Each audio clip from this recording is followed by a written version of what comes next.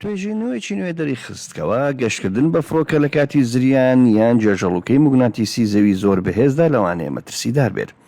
لە ماوەی نێواندا تا 13 ئایاری 2024 زریانێکی موگناتیسی ئەو کات بووە هۆی تێکچوونی سیستەمی GPS فڕۆکەکان کە بەسەر ئەوروپادا دەفرین. ئەمەش وای کرد کە هەندێک فڕۆکە بۆ ماوەیەکی کورت بۆ ماوەی 100 کیلۆمەتر دوور لە شوێنی ڕاستەقینەی خۆیاندا لەسەر نەخشەدا دەربکەون نەوەک لە ڕاستەقینەدا. توێژەران زیاتر لە 700 میلیۆن نامەی ADS-B یان شی کردەوە کە لە 18,000 فڕۆکەوە نێدراون و ئەم نامانە کە شوێنی فڕۆکەکان بە GPS دەردەخەن هەڵەی بەرچاویان تێدا بوو و بەهۆی کاریگەری زریانە موگناتیسیەکەوە بووە.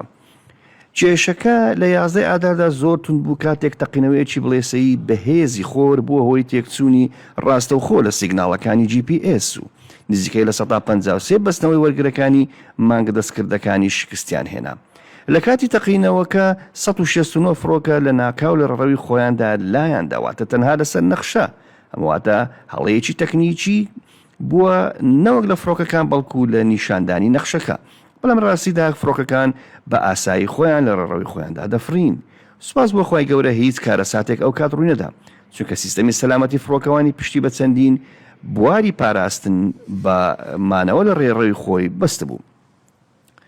فڕۆکەوانەکان توانیان کۆنتترۆلی تەواوی فڕۆکەکانیان بکەن و بە ئاسانی یان بە شێوەیەکی ئاسایی گەیشتنەوە فڕۆکەخانەکانی خۆیان. بەڵام زریانی بەهێزتر و درێژخایەنتر خوا نەخواستە لە داهاتوودا دەتوانن کێشەی گەورەتر دروست بکەن ئەوە ئەگەر ڕووبدات.